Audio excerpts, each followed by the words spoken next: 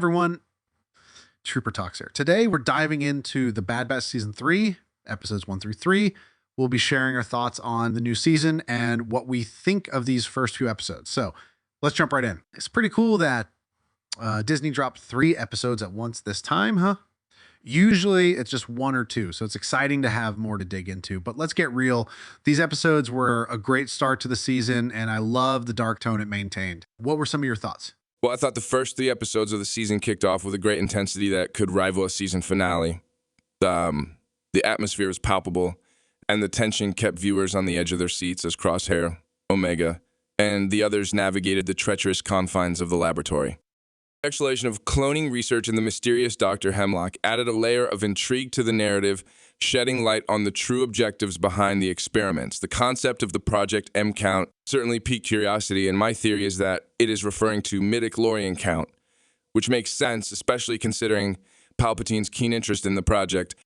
Given Palpatine's eventual return in Episode 9 and the connection to cloning, it's plausible that the series is laying the groundwork for his resurrection through this cloning endeavor. It certainly wasn't explained in the sequels, so they could be doing some backtracking to give it some sort of reasonability. Yeah, it's pretty interesting. They're showing how Palpatine started the cloning process, which I guess explains his surprise return in the sequels. I hated how they brought him back in The Rise of Skywalker. It felt like lazy writing. So it's cool they're trying to explain it now, but honestly, I'm not a big fan of it or the sequels. And, some might say the sequels were just a cash grab, adding more to the story just for the sake of it. The sequels had huge potential to be great, but they did not live up to it. For me, Star Wars ended with Episode 6. Anything after is just extra stuff. Nonetheless, Palpatine's early stages of his cloning are still interesting. We also see Omega and Crosshair go through their daily routines as prisoners in Dr. Hemlock's Imperial Lab. It's tough for Omega trying to plan their escape while Crosshair's there's no way out. Eventually, they team up and break free. It's neat to see them working together despite their differences and struggles to work together in the past. Agreed.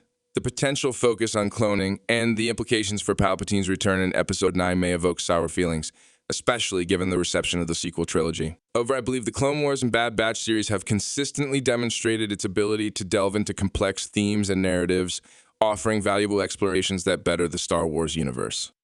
As for Omega's dynamic with the other scientist, her sister, it's fascinating to observe the parallels with Crosshair's earlier characterization.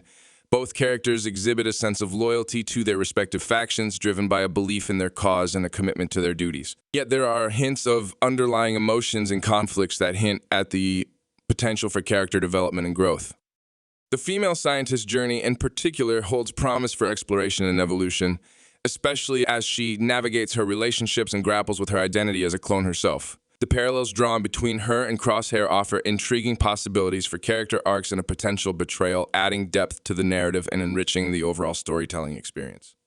While the prospect of revisiting themes related to cloning and Palpatine's return may raise concerns, I remain optimistic about the series' ability to handle these elements with nuance and depth. Yeah, that's true. I didn't notice it at first, but thinking back, Emery is a lot like Crosshair in Season 1. She follows the Empire's orders without question, but in these early episodes, she's starting to have doubts, especially when they tried to hurt Omega. She cares about Omega and doesn't want her to get hurt, but the Empire is just willing to do whatever it takes for their own plans. It's making her question if they're really doing the right thing. And you know what? It's a fair assumption to think Emery might end up turning against the Empire just like Crosshair. Also, Nala sees actions to protect Omega and destroy her blood samples suggest a deep understanding of the significance of Omega's genetic makeup. The positive reaction of Omega's blood to the experiment indicates her suitability as a subject for the cloning project, likely due to her unique genetic composition as a perfect clone of Jango Fett. While the specifics of why Omega is deemed a suitable subject remain unclear, it's plausible that her genetic similarity to Jango Fett, combined with potential enhancements or modifications, makes her an ideal candidate for the experiment. This opens up more possibilities for exploring Omega's origins and her original role within the Camino cloning facility. As Omega emerges as a valuable asset for the Empire, her escape poses a significant challenge to their plans, setting the stage for future conflicts and developments. The Empire's pursuit of Omega and their efforts to reclaim her will undoubtedly drive the narrative forward, adding tension and stakes to future episodes. Yeah, for sure. At the end of the episode, Dr. Hemlock mentioned he's got all the resources of the Empire to retrieve Omega. It was a cool moment that showed how confident he is, knowing he can get her back. So it's clear there's more to come with the Empire, trying to get her back. But now that Crosshair and Omega escape, I bet they'll try to reach out to Hunter and Wrecker. I'm excited to see them reunite, especially with Crosshair now against the Empire. It'll be interesting to see their conversation now that they're kind of on the same side again. And I'm curious to see how the story unfolds as they team up against the Empire. On the other hand, it's possible Crosshair might have his own agenda and his reunion with the Bad Batch might not go smoothly as we expect. Indeed, the uncertainty surrounding Crosshair and Omega's whereabouts adds an element of suspense to their potential reunion with Hunter and Wrecker. The fact that Hunter and Wrecker have only a vague idea of the sector in which Crosshair and Omega might be located suggests that their reunion may not happen immediately. And this could indicate that there are obstacles or challenges preventing Crosshair and Omega from easily contacting Hunter and Wrecker, prolonging their separation and delaying any potential reunion. These obstacles could range from physical barriers to communication breakdowns or even interference from external forces. As for Crosshair's knowledge of Tex's death, it's unclear whether he is aware of the event, given that he was not present to witness it. His reaction to this revelation, if and when he learns of it, could further complicate the dynamics within the group and add depth to his character development. Yeah, in the episode, they were planning their escape, and then Crosshair asks Omega if she knows about Plan 72. And then Omega says, yeah, Tech made me memorize all the plans. At that point, Crosshair probably still assumes that Tech is alive because unless Omega told Crosshair off screen or something, he thinks he's still alive. So during their reunion, he's probably going to ask, where's Tech? And then there's going to be a big emotional moment there where they tell him how he died, trying to save him.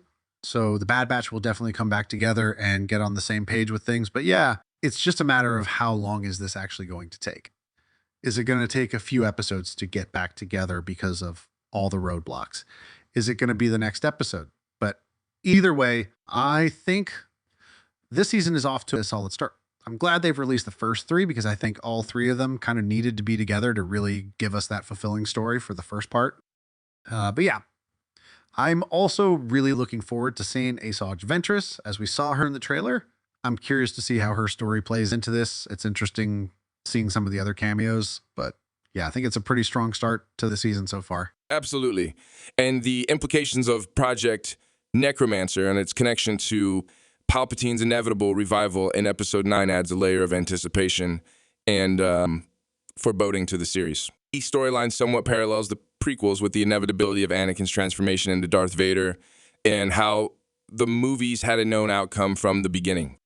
It's likely that Omega's involvement in this project will become a central focus as the season progresses, and her fate will undoubtedly be intertwined with the Empire's nefarious plans. The tension surrounding her potential capture and the implications for the galaxy at large provide a compelling narrative thread to follow. That's pretty much the gist of it.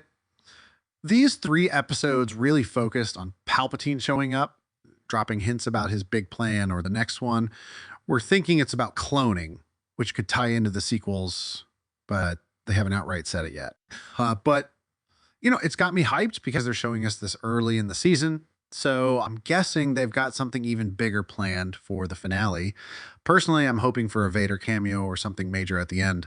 As for predictions, I think someone, maybe entire Bad Batch, might end up dying. It's maybe a bold move, but it could make for a powerful ending. Overall, I'm just eager to see how it all unfolds. And you know what? Bad Batch might end up surviving and retiring on Pabu. I guess we'll find out. That's right. If you guys enjoyed the video, make sure to like and subscribe, and we'll see you guys next week. Thank you.